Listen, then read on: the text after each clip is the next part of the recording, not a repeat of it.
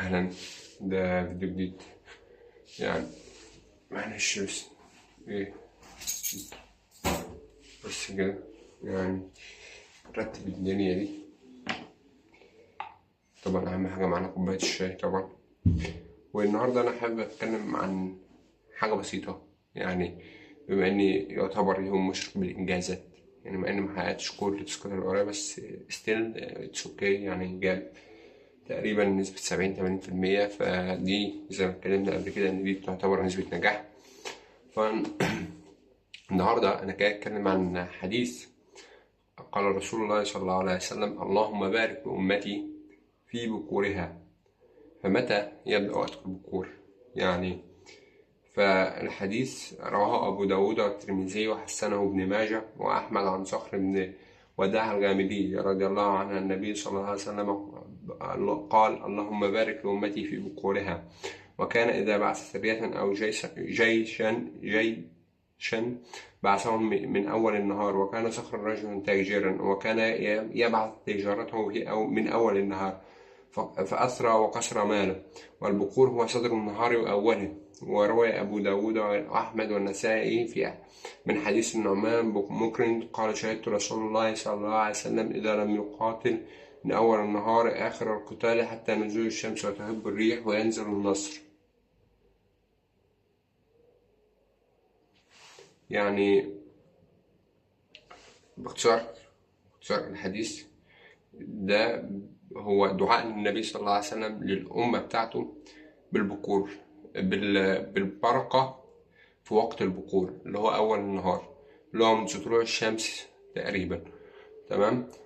فالفكرة هنا يعني، هو أنا مش جاي أتكلم عن البكور اللي هو البكور، لا يعني. أنا جاي أتكلم اللي هو تصحى 7-8 في الحدود دي. أي نعم، إنك تصحى تصلي الفجر وتكمل بعدها ده أفضل بكتير قوي، ولكن استيل على الأقل إنك تصحى تصلي الفجر مثلا ومش قادر فتنام تاني فتصحى الساعة 7-8. فدي النقطة اللي أنا بتكلم فيها، ده تمام وكل حاجة. الأفضل طب نعم إنك البكور اللي هو بعد صلاة الفجر على طول، ولكن ستيل أنت حققت ده تمام. وانا كنت بعاني من المشكله دي يعني. هو انا جاي هنا عشان دي مشكله كنت بعاني منها، فبتكلم عن المشكله دي عشان لو قابلتني قدام بعد كده ابقى ارجع للفيديو ده او حاجه. تمام. فالايام اللي بصحى فيها متاخر، اللي هو قبل صلاه الظهر مثلا، او على صلاه الظهر كده، ما بعرفش انجز، ما بعرفش اعمل اي حاجه. بحس كده اليوم مقفول او حاجه. ولو انجزت مش بتبقى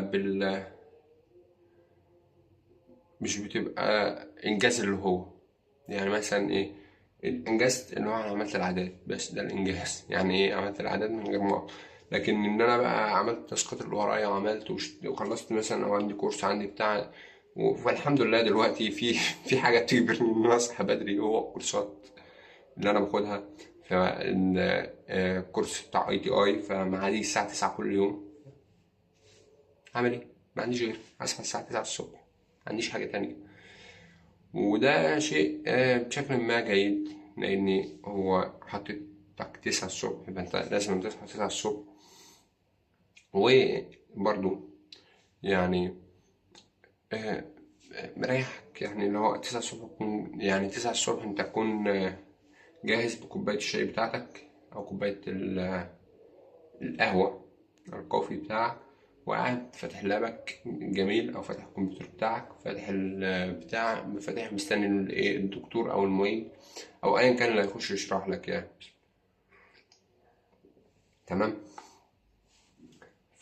دي حاجة كويسة يعني وفي بقى يعني ده شيء. وبحب الدراسة في حاجة برضو، هو ان انا بصحى بدري، بس في صلاة الفجر وبكلم مكمل من بعد، او بصحى كمان قبل الفجر. يعني ممكن اصحى الساعة 2، في ايام كنت بصحى فيها حرفيا 2 عشان عندي تاسكات وعندي حاجات كتير فاعملها. فبحس في الوقت ده في حاجة غريبة، في بركة غريبة رهيبة في الوقت.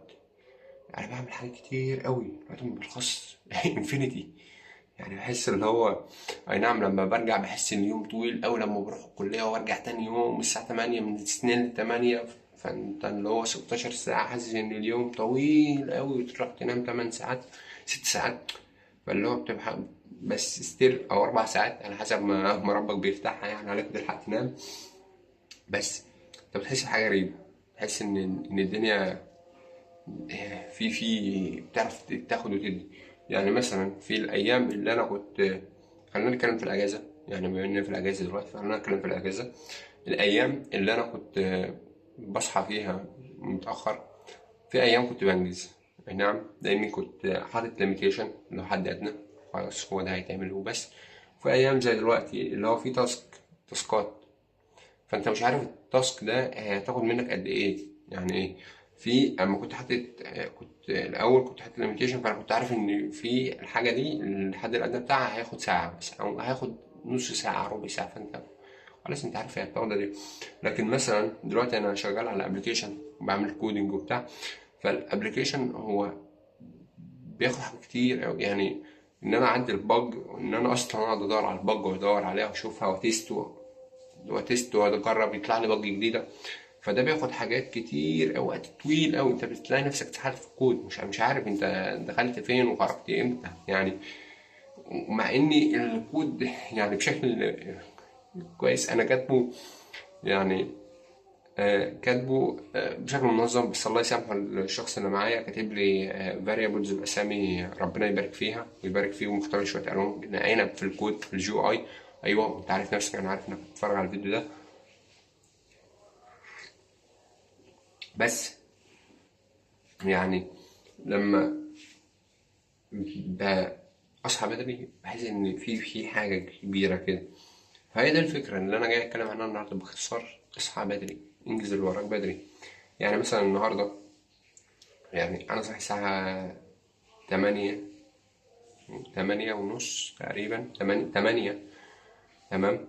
يعني حاسس ان انا جست خدت المفروض ان كان ورايا في ال اكس، في برنامج اي سي ويك 2 حاليا. يعني اما عبال ما الفيديو ده ينزل هيكون انا في ويك 6 او في ويك 5.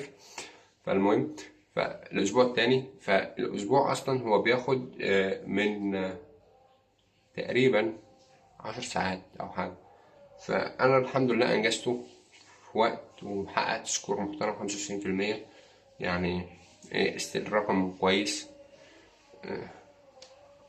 مع او رقم فيري فيري ادفان، اللي هو رقم كويس جدا مش كويس كمان. ولكن يعني انا ما كنتش متخيل ان انا انجز في الجزئيه دي جامد كده. يعني ما كنتش متخيل ان انا اصلا اجي اكون قادر اصور، مع اني خلاص انا فاصل والساعه دلوقتي 11 وتلت. يعني انا عارف ان في صوت يمكن يطلع نويز كده او حاجه، فاعذروني. ولكن فكرة بسيطة جدا، وهي اصحى بدري. اصحى بدري هتنجز كل اللي وراك. يعني كنت شوية، جت فترة، ربنا يستر ما كنتش اللي انا كنت بتكلم عليها في الفيديو. جت فترة كنت فاكر نفسي آه، اللي هو بومة الليل الحزين. تمام. ولكن هو لا، هو انا مش بومة الليل الحزين، هو انا عصفور الصباح المزقزق. يعني هو انت مخلوق كده، يعني هو ربنا قال لك: وجعلنا الليل لباسا وجعلنا النهار معاشا. بس هو خلقك كده وبيقول لك كده، ده الكتالوج بتاعك اللي هو بيقول لك عليه في القرآن والسنة. فانت ما تجيش تعكس الكتالوج ده وتقول لي هنجز بالليل، مفيش يعني ايه. والفكرة ان انا بيجي عليا إن خلاص ان هو مش عارف يعني، بالليل بيبقى في حاجات كتير جدا. ده انت ده اهلك مجتمعين، ده زمايلك بيكلموك عشان تخرج، ده فانت هتنجز ازاي او هتنجز فين؟ يعني فانا بتكلم اللي هو فترة الصبح، يعني من بعد الفجر كده لحد على ما أعتقد الساعة 1 أو 2، هو كله مشغول في شغله، محدش فاضي، كله مشغول. فالوقت ده هو من أفضل الأوقات اللي أنت تنجز فيه، أو من 1 ل9 يعني. أنت مش من 1 ل9، سوري، من أول ما تصحى من الفجر للساعة 9، دي يوم أصلا لوحده. يعني من بعد 9 أنت بتبدأ يوم، وده يوم لوحده، أنت كده خلصت. فأتمنى إن أنا أعمل الحكاية دي مش في المستقبل القريب إن شاء الله. ولكن يعني ده حاليا اللي انا واصل ليه هو كويس. يعني ان انا بصحى اصلا قبل، يعني انا ميعادي 9 فبصحى قبل ميعادي بشويه، الساعه 8 او 7:30. فاللي هو عقبال ما اصحى اشطف اروق على نفسي واخش دماغي تكون لسه فريش ولسه فايقه. وبحس ان انا بعدها بنجز، يعني اللي هو ايه، خلاص انا اما باخد الحاجه كبيره في اول اليوم، مثلا المحاضره بتبقى 3 ساعات، فبتبقى حاجه رزلة جدا 3 ساعات دي. فاللي هو بس الصراحه ربنا اللي معانا شرحه حلو، فشوت اوت ليه يعني. ف 3 ساعات، فانت بتحس ان هو ماشي، اي نعم ماشي معانا بومودورو تكنيك اللي هو 45 دقيقة او 10 دقايق، او ساعات بيدينا 15 دقيقة، يعني على حسب المزاج وعلى حسب احنا متفاعلين معاه ولا لا. بس بس ايه، بس انت بعد كده بتنجز اي حاجة. يعني بحس ان هو خلاص انت خدت الضفدع في اول يوم، عملت التاسك الكبيرة خدتها خلاص. باقي الحاجات هي انت بالنسبة لك صغننة شوية. وبرضو بتحس ان انت انجزت. يعني لما بتصحى الصبح تعمل تاسك، او بتلاقي الوقت فيه بركة، فبتقدر تعمل تاسك او 2 او 3. انت بتيجي على مثلا على الظهر كده بتلاقي الدنيا معاك اللي هو ايه ده، انا مستريح، انا معايا وقت ان انا اعمل حاجات تانية، ان انا معايا وقت ان انا اكمل الانجاز اللي معايا، الحاجات التاسكات اللي معايا. في نفس الوقت معايا وقت ان انا اقعد مع اهلي واخرج مع زمايلي واعمل كل الكلام ده. لكن لما اكون صاحي الظهر او اكون صاحي بعد الظهر، اللي هو انت صاحي والناس خلاص خلصت شغلها او خلصت بتاع، فكله فضي، فكله هيتكلم تعالى نخرج، تعالى نقعد مع بعض، تعالى مش عارف ايه. انت بتروح تتسحل في حته. طب الحاجات اللي انت وراك يا عم وعايز تنجزها، فتيجي تنام مثلا متأخر، فانت تيجي فتنام متأخر، تنام متأخر لو ما وراكش شغل الصبح أو حاجة تلزمك إجباري. وطبعا دي ما تنطبقش عليا لأن أنا ما عنديش الحاجة الإجباري. يعني كل اللي أنا فيه هو بمزاجي، يعني إيه، عايز أحضر أحضر، مش عايز خلاص يعني. مش عايز والله أنت حر، يعني عادي خدها من البيت، خدها في أي وقت يعجبك. يعني أنت معاك الشغل على مدار 24 ساعة، انت براحتك اعمل اللي يعجبك. انت كده كده زي ما بيقولوا كده رئيس نفسك. ودي مشكلة الشغل من البيت، يعني بتكلم عنها ان شاء الله في فيديو تاني. بس يعني انا مش هحاول اطول الفيديو ده، مش هحاول امط فيه. يعني احنا اصلا وصلنا دلوقتي 13 دقيقة، فحبه كده صغنن. هو ليه تصحى بدري؟ بس الإجابة حديث النبي صلى الله عليه وسلم. يعني الحديث ده فيه طرق كتير في الروايات، منهم رواية على ما أعتقد زي ما شفتها لأبي هريرة، مش متأكد منها، اللي هو اللهم بارك لأمتي في بكورها. وهي دي الرواية الصحيحة، مش الرواية بورك لأمتي في بكورها، لا، هي اللهم بارك لأمتي في بكورها. بس هي دي الفكرة اللي عايزين نوصلها بكل اختصار. صحيان بدري، اصحى بدري، هتقدر تعمل أكتر من حاجة، تقدر تعمل أكتر من شيء. يعني تقدر، يعني مثلا من حاجات، أنا معايا وقت وحاسس إن أنا عندي طاقة إن أنا أصور فيها، جيت صورت فيديو. أو مش عندي طاقة وقت والله، هو بالنسبة لي شيء فاني فجيت أعمله، بس مش أكتر.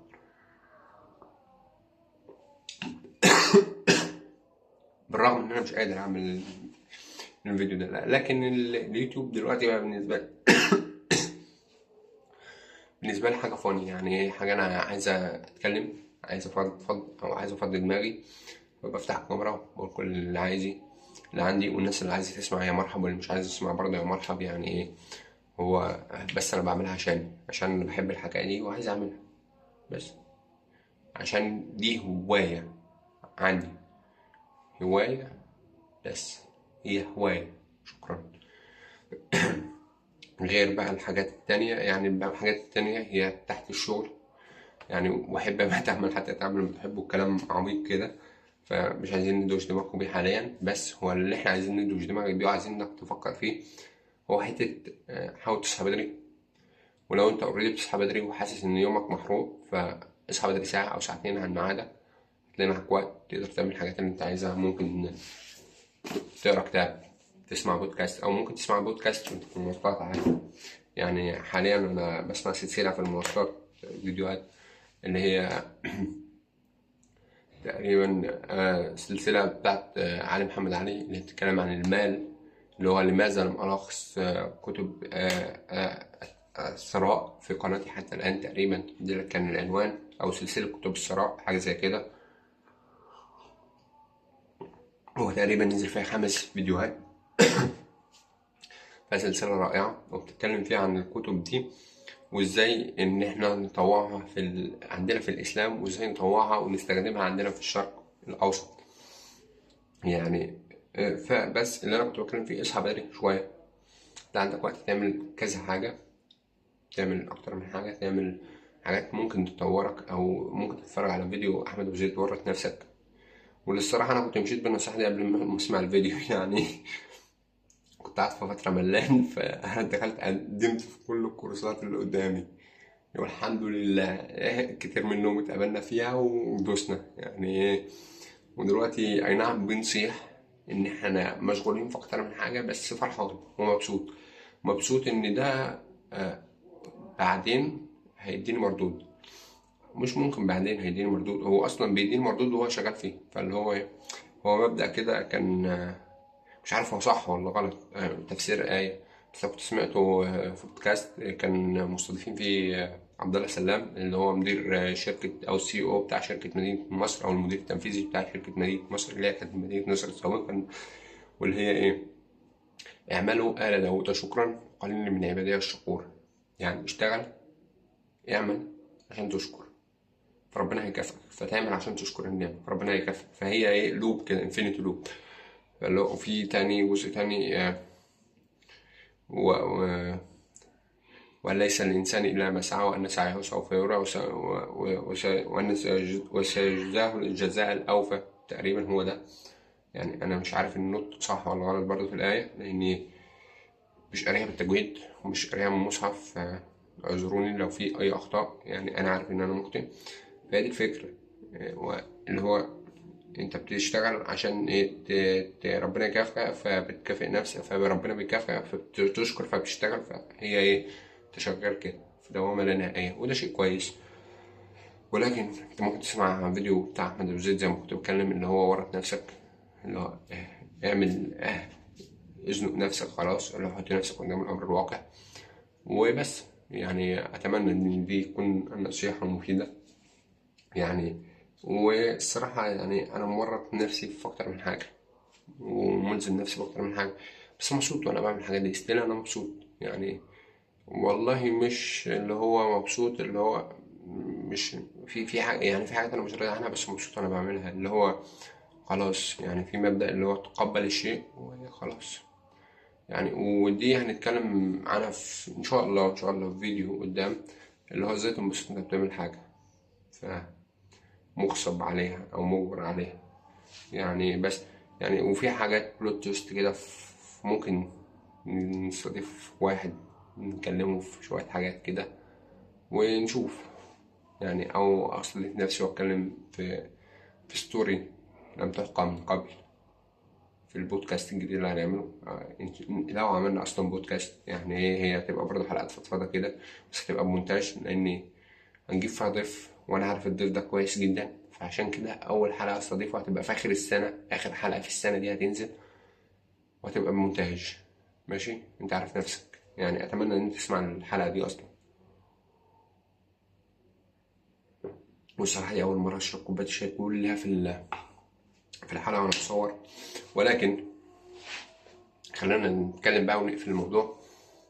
اللي انا كنت اقول مش هحاول اقفل الموضوع وسرحت فيه. فاللي هو ايه، اتمنى ان انت تكون مركز معايا. اتمنى يعني ما اسحلكش، ما اكونش سحلتك معايا كده.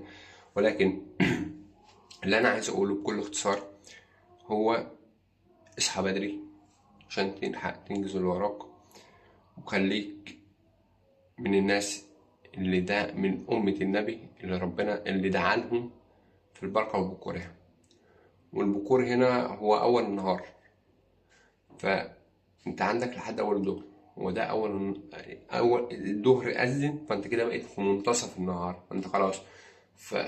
انت في الاول قبل ده كله، فانت في اول النهار. اي نعم، في اول النهار بيفرق عن اول النهار. يعني مثلا مش هتقول لي ان هو بعد الفجر زي الساعة 11 او الساعة 9، لا، هو ده يفرق عن ده، يفرق عن ده. اول النهار بتاع الساعة 5 الصبح غير اول النهار بتاع الساعة 9 الصبح، من غير اول النهار بتاع الساعة 11. بتاع الساعة 11 هو اقرب لمنتصف النهار، بس هو اول النهار، بس مش اول النهار، هو اقرب لمنتصف النهار. يعني انت في الحتة بين الربع والنص، اللي هو انت فاهم. اتمنى تكون وصلت اصلا. المهم، فهي دي الفكرة. لو حاول تصحى يعني مثلا هنجيب النص الاول من النهار اللي هو لحد صلاة الظهر، نقسمه اتنين. فانت حاول، فاحنا نقول تقريبا الساعة 9 المنتصف او الساعة 8. فانت حاول من 5 ل 8 في ال3 ساعات دول تكون صحيت وفوقت كده وروقت وبدأت شغل. لاني هم دول الوقت اللي انا شايفهم ان هو فيهم البركه، وبستشعر فيهم حته البركه اللي هي بوركه لامتي في بكره. ولو انت شخص بتصحى الساعه 5 الصبح، فانت شخص جامد جدا جدا. ما تسمعش من واحد زيي لسه مش عارف يطبق النظام ده. يعني طبقته قبل كده بس مش عارف ارجعه تاني، او صعب عليا دلوقتي. مش بسبب حاجه، بسبب ان انا بتمرقع وبتعولق يعني. انا صريح جدا في الحكايه دي. ولكن لو انت بتعرف تطبقها ومعاك نصيحة، فما تبخلش علينا بيها، أو قولها لنا في التعليقات أو في أي شيء. في الآخر، سبحانك اللهم وبحمدك، أستغفرك وأتوب إليك، وشكرا على المشاهدة. أشوفكم في الفيديو الجاي. سلام.